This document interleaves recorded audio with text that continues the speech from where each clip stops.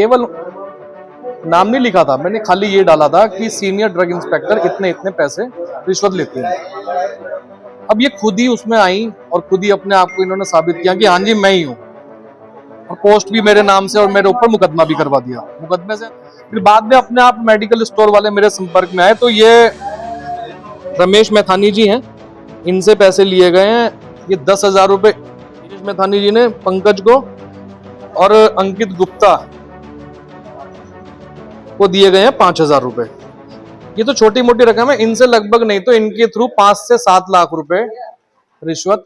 और ये तो छोटी मोटी चीजें हैं, जो बड़ी बड़ी फैक्ट्रीज हैं आपकी भगवानपुर में, मतलब वहां पे आप सैंपल दीजिए कोई भी दवाई का, आपको वो 1 महीने के अंदर अंदर जितनी क्वांटिटी चाहिए वैसी दवाइयों की फैक्ट्रीज चल रही हैं। ये जहर बेच रहे हैं। तो हम चाहते हैं कि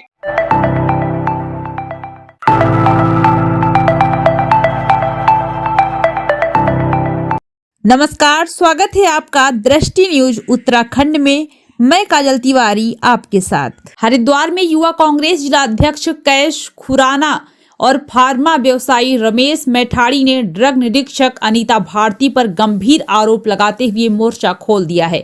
उन्होंने शनिवार को पत्रकार वार्ता कर दावा किया है कि निरीक्षक ने लाखों रुपए की रिश्वत ली है और इसके सबूत भी उनके पास मौजूद हैं। कैश खुराना ने बताया है कि 1 माह पहले उन्होंने सोशल मीडिया पर बिना नाम लिए ड्रग निरीक्षक के खिलाफ रिश्वतखोरी का आरोप लगाए थे।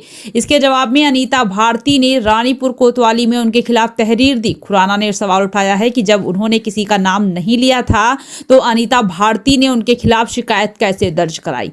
फार्मा व्यवसायी रमेश मैठाड़ी ने अपनी शिकायत में कहा है कि उनकी छोटी फार्मा मार्केटिंग कंपनी का ऑनलाइन रजिस्ट्रेशन पूरा होने के बावजूद अनीता भारती ने उन्हें शिवालिक नगर स्थित अपने कार्यालय पर बुलाया। कागजात पूरे होने के बाद भी कमी बताकर पैसे मांगे गए। एक फोन नंबर पर पैसे भेजने को कहा गया, जो उन्होंने भेजे भी। इसके बाद बार बार पैसे मांगे जाते रहे और ये राशि लाखों रुपए तक पहुंच गई।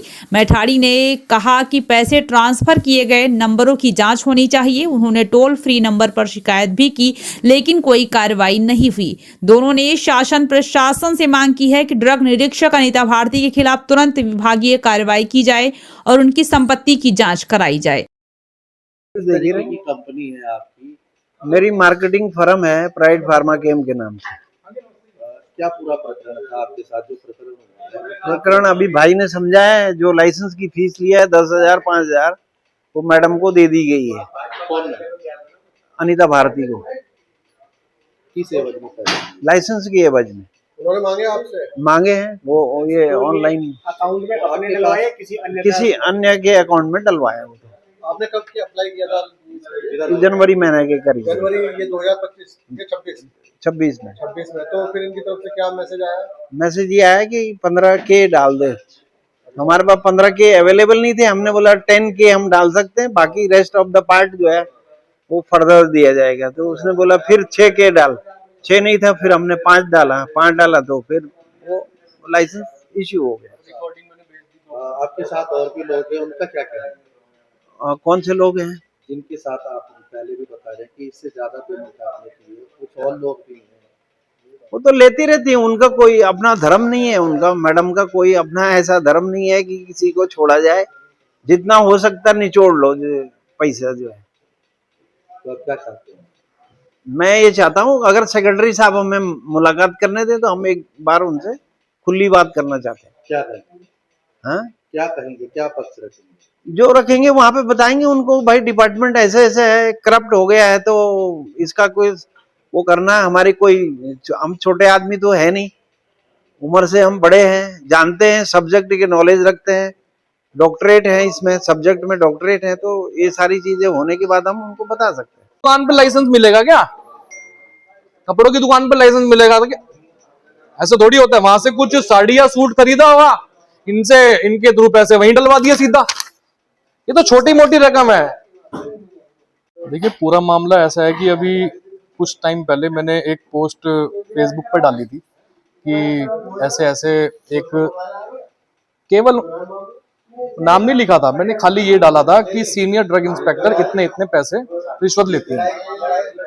अब ये खुद ही उसमें आई और खुद ही अपने आप को इन्होंने साबित किया कि हाँ जी मैं ही हूँ, और पोस्ट भी मेरे नाम से और मेरे ऊपर मुकदमा भी करवा दिया। मुकदमे से हमें डर नहीं लगता।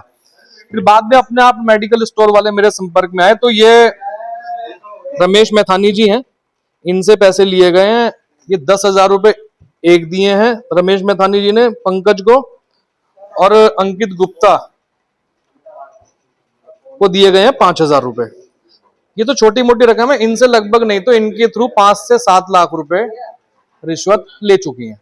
और ये तो छोटी मोटी चीजें हैं, जो बड़ी बड़ी फैक्ट्रीज हैं आपकी भगवानपुर में, मतलब वहां पे आप सैंपल दीजिए कोई भी दवाई का, आपको वो 1 महीने के अंदर अंदर जितनी क्वांटिटी चाहिए वैसी दवाइयों की फैक्ट्रीज चल रही हैं। ये जहर बेच रहे हैं, तो हम चाहते हैं कि वो फैक्ट्रीज जल्द से जल्द बंद हो, क्योंकि इसमें आपका और हमारे परिवार का, लोगों का नुकसान है। जो नकली दवाइयां खाएंगे, साइड इफेक्ट होंगे। अब आप खबरें देख रहे होंगे, लोगों को हार्ट अटैक आ रहे हैं, ये चीजें हो रही हैं, लोग मर रहे हैं सड़कों पे, क्या पता इन चीजों से ही हो रहा हो। तो हम चाहते हैं कि वो फैक्ट्रीज जो है, ये क्या है, ये फिल्मी है अनीता भारती जी, खाली फिल्में देख के इन्होंने ये लेडी सिंघम का जो लोग बोलते हैं, पर ये रिश्वत लेडी हैं जो केवल 3,000 रुपए के लाइसेंस के लिए जो 50,000 रुपए लेती हैं। जो ईमानदारी से मतलब अगर चल भी रहा है उसको भी परेशान करके उसका लाइसेंस नहीं बनाती है। अब आदमी काम करना चाहता है तो फिर आदमी देता है 50,000 रुपए, लाख रुपए। ये चीजें बंद होनी चाहिए और इन पे ऊपर कार्रवाई करके इनकी संपत्ति की जांच हो और इनको जेल में डालने का काम करें। मैं सरकार से ये बोलना चाहता हूँ।